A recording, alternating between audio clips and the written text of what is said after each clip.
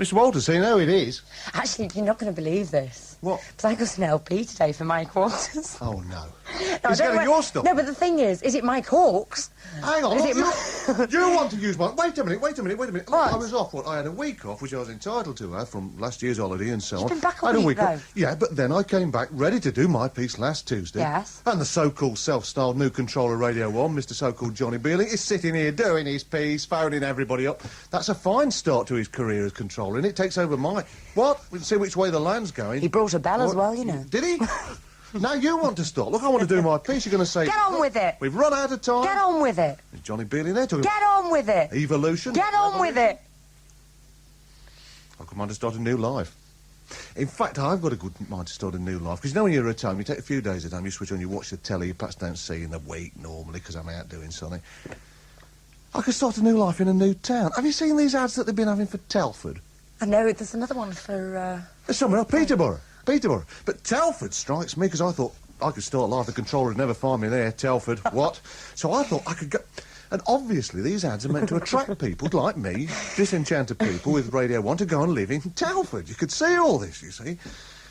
I mean, I'm sure it's a nice place, but I don't know what I'd do there, because what do they do? I've always thought Telford, it sounds like bridges and engineering. I'm sure it is. But they're not happy with that. They want to show you that it's really a nice place. And you've seen it. There's a bloke, and he's lost his family. It's so to find them, he goes round and round Telford. And by doing so, he illustrates, like, the beauty and diversity of this place, which we don't know anything about. Telford, so he tells us. And he looks, where are my family? He looks, are they in the squash court? No. It doesn't say, are they in the foundry or the ironworks, the dole queue? He goes round, oh, where are they then? Are they under the quaint old bridge with all the American tourists? No. Are they in the shopping precinct? No. Are they in the Taj Mahal, Shakespeare's birthplace? No. Under Niagara Falls? There's everything in Telford to look at this ad. It's wonderful. Windmills and all sorts. Or is that Milton Keynes? Same thing. Finally finds them, though, doesn't he? They're in something like the swimming bath. There's 2 or 3 kids and the wife with a headband on, and they're all in jumper suits and that sort of thing. So finally, he's got to say, he's shown us all of Telford's amenities, and he's got to say, well, I've been looking all over Telford for you. And that's the giveaway. Then you know what it is they do in Telford. It's a centre for ventriloquism. He says, I've been looking all over Telford for you. She opens her mouth wide and without moving her lips says, it's nice, isn't it? Have you noticed that?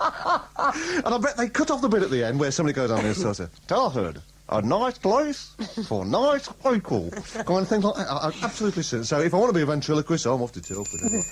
But as I say, I just take me a couple of weeks off the spot. I go away. I mean, really, the weather. I mean, the weather was, what, about 3 degrees centigrade, you know, every morning when I got up and I'd taken my holiday. Now, what is it? 3 degrees Celsius. Where's all that come from? Eh? Couple of weeks and I'm off, and suddenly, 1 minute it's centigrade, next minute it's Celsius. Somebody, I think it was Chairman Brian from the phone, knows everything like, says, I think that was the original phrase, Celsius, for... I'm not bothered about that. The original name for where I live now was Londinium, in Roman terms. We're not going to change that back, are we? So, you know who's doing this? Measuring Man. Oh. Measuring Man. He's the sort of bloke as, you know, knocks down a perfectly good toilet and replaces it with some sort of vanity unit in Radio 1 colours. We get him here. Centigrade's good enough for everybody. Celsius has to come on. I mean, it makes you wonder, doesn't it? I mean, Celsius, it sounds like somebody who gets on into the music. And here's Celsius with their new album, The Mighty Warlord of Snoff, kind of thing, and you think, I'm so confused! You know, and you think, Celsius, forget it, switch off, obviously. I know the chap who's done it. He's one of these measuring Euro men with a watch. Instead of saying, what time is it? And he has a look. Instead of it saying 2:30, it goes... No, it's no good. The old ways are the best, obviously. Or are they? I say that because while I was away, I still came into London looking at 1 or 2 things I was invited to. In your suit? In my wonderful suit, which I've had taken in now. Peel tells me flares are coming back. Just as I'm getting it out of the shop, I've had the flares taken out of it, because now I'm thinner, I can get into my old suit. Anyway, I'll show you the suit next week. But I did go and see what there's been a lot of publicity about, but why shouldn't I speak of it? It's part of my week. That Dance with a Stranger film. I went to see it now. It's going to be the film that's going to be in for a lot of awards. I don't say it'll win them, we don't know yet, but it's certainly going to be in. That Miranda Richardson girl who plays Ruth Ellis and so on is no doubt going to be in New Star and all that sort of thing. I don't know if you can remember or not. A lot of our listeners say, well, what exactly is it about? Ruth Ellis was more or less a girl, really. I mean, a woman of 28. And on Easter Sunday in 1955, she, in the evening, caught up with David Blakely, who was her lover, and she just shot him dead, see? And by July the 13th, I've had to look this up, obviously, 9 o'clock in the morning, July the 13th, they took her out and hanged her, or whatever they describe it, and that she was the last woman to be hanged in Britain. And it's always fascinated people, this, what was right or wrong, because there was more to it than just that. I mean, I'm not giving anything away. If anybody says, oh, no, smashing, I'm going to see this film, I'll pay £2.50. It's a well-known story, and in the film, in Dance with a Stranger, it is excellent, it is well worth seeing. They don't do the trial. They don't do the execution. There was a film with Diana Dawes, a sort of fictional one, yes, where Diana Dawes did a very serious role about the execution and everything, and it was good, you know, and it was made in, I think, 56, 57, just afterwards, and it did shock people at the time, you know. It's more this. It's a colour film, obviously not the old black and white Diana Dawes. It's about the relationship, but in many ways, of course, you see more than just their relationship. It's a sort of symbolic view of Britain then, you know, 1955, just before Look Back in Anger and before the swinging 60s and the Beatles. And before I was born. Good God. Was it? Same year, actually. Well, you haven't got any memories of it then, but what I'm saying is that if people are saying, don't tell us what happens, well, you need to know, because it's like seeing a Greek tragedy or something. I mean, you know how it's going to finish, you know how Macbeth's going to finish, you know what I mean? And it's how it slowly works out. You see, she was sort of lower middle class, a drinking club hostess, you know, but rather wanting to be refined kind of thing, you know. He was your standard upper class twit, you know, who was really fascinated by himself, racing cars, drinking a good time, and even his mates, their idea was a good time was squirting people with soda siphons, you know, they're those sort of people, really. Complete Burke in a sense. But if ever they were like star-crossed lovers, you know, there was no way in the society of the time that they were ever going to make it, you know. And what it catalogues is this sort of very strong, sort of impossible relationship, which if she'd have not pulled the trigger, they'd have come to some sort of bad end, one suspects, in some way. They might have still been alive, but I don't think either of them would have been very happy people. And there was a third person involved, a bloke, who was also her sort of lover, wanting to get her away from this Blakely bloke, a chap called Desmond Cusson. Well, I believe he's alive today and keeps... he went to Australia, got away from it all. He keeps a flower shop in Perth. And it was suggested at the time that he perhaps supplied the gun, and so it was a very strange thing, which she then emptied into him. She kept on pulling the trigger after it had gone, because she said afterwards she wanted to leave one in for herself, and she didn't, you know, wanted to finish the whole thing. And it was 2 weeks after a miscarriage, that she'd had a miscarriage that had been brought on, really, by the lover, David Blakely, beating her up pretty well, you know, as far as you can tell, you know. I'm not a medical man, but it's rather like the death of Kennedy to people like me who were alive at the time. You do remember something about it, because the nation was sort of stunned. The day before she died, I was at school, I was in the 5th form, we were playing tennis on the park, you know, I mean, in the afternoon, you got sports day, went and played tennis. And it did polarise people. I was already more instinctively kind of, little bit art school, liberal, lefty kind of thing, and, you know, you didn't quite know why, but you instinctively said, well, I think they should pardon her, let her off, you know, and taking her out tomorrow morning to hang her. And I remember this bloke, saying this youth, and he was a twerp who went on to be an accountant, so you can imagine. I mean, he was always doing something daft. Once he got his head stuck in a shopping basket, you know, like those... Sorry, got the man to get the thing under his chin, couldn't get it out, you know what I mean? So he's made the right bloke to be an accountant, and he just said, oh, no, he took the other side, Daily Express reader of the day kind of thing, you know, and he said, oh, no, he said, if we let her off, England will be full of blondes shooting people. You thought, you Bert, you know...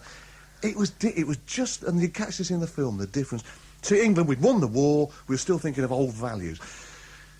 French papers and so on were going on saying, they're not going to seriously hang this person, because, you know, she was somewhat unbalanced at the time, you know, and she'd just had this miscarriage. Over in France, they called it a crime of passion. Yes. There were letters to the papers saying, we don't need foreigners telling us, we're the British, we do what we want, you know. And she expected nothing else. She said, I shot to kill, and she just wanted to get it over. And she wrote to his mother from the death cell, saying, I apologise for all the unpleasantness. You know, and you thought, how pathetic that Britain was like that then. It's a fascinating film. It's not sort of, they don't do all the gory stuff and all that, and it's not sensationalised, but it is well worth seeing, to see to some degree things that have changed, some things haven't, but not, I'm afraid, Ruth Ellis singing Softly Softly, but this is Mary Wilson from that film doing the title song. Dance with a Stranger, sung by Mary Wilson, from the film of the relationship of Ruth Ellis and David Blakely, of course, Dance with a Stranger. We were just saying while it was on, weren't we, Janice? You know, that's strange, you were just a baby then, and they stopped hanging just after that. You never got that. No. When I was at school, like, the next day, you know, people would be saying hello, 5 minutes to 9, because, you know, she'll soon be taking her out, you know, and hanging her, taking her the next one. And this bloke, this youth who got there with the bag stuck on his head, who was a bit obsessed with that sort of thing. I always remember, once for a hanging, he brought in an alarm clock, stood it at the front of the class, like behind the teacher, so everybody was watching it ticking round to 9 o'clock. I mean, stunning. Ridiculous, really. Thank goodness for... Art! Ooh. This is a very brief one. It's just that on Sunday I went to the Camden Arts Centre, which is sort of near Finchley Road. I had to find it funny on the tube myself.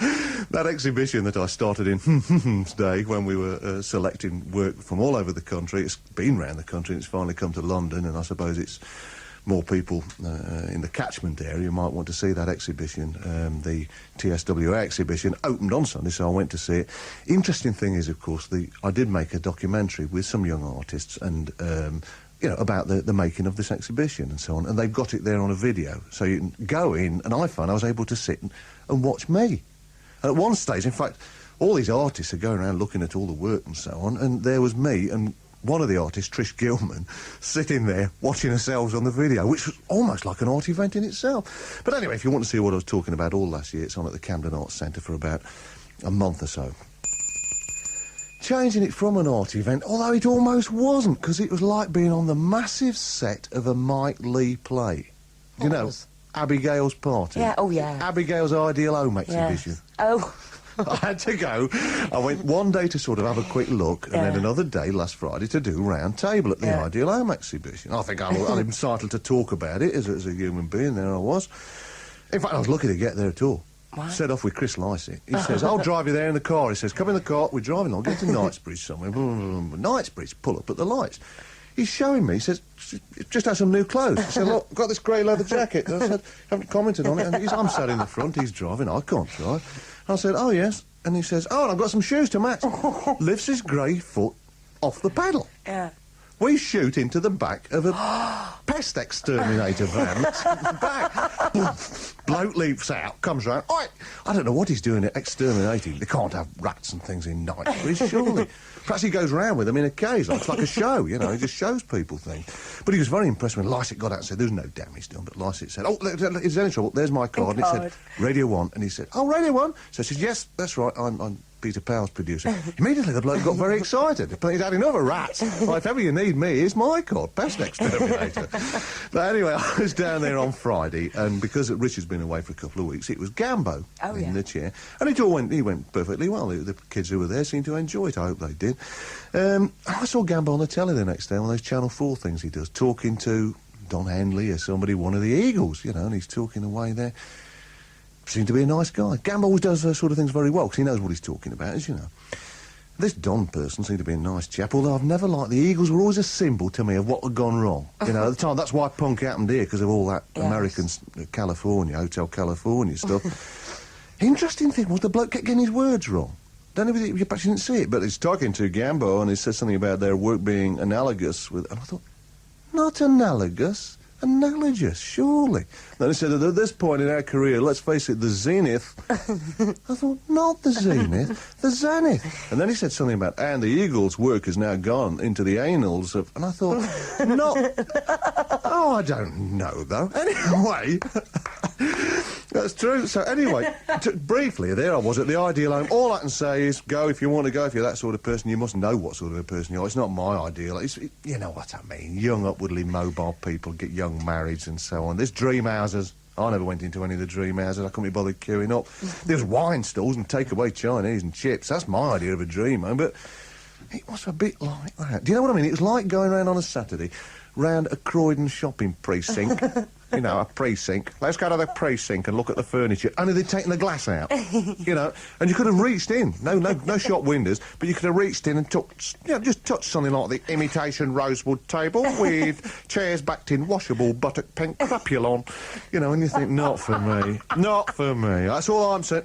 The day I was there, Princess Di was there. That raised the tone. You know, raised the tone. Princess Di went round with a bunch of flowers. I just looked over a balcony and saw her. There she was, you know.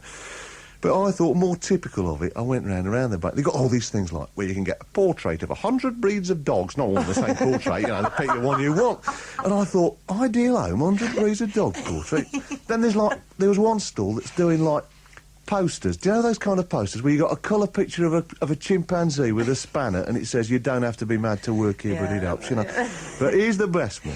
There was a poster there. I'm going to go back, I think, and buy it and have it in. It can go in Measuring Man's red, white and blue Radio 1 toilet. There's a poster with a cartoon of a little boy standing at the toilet, and over it just says, "If you sprinkle when you tinkle, be sweet and wipe the seat."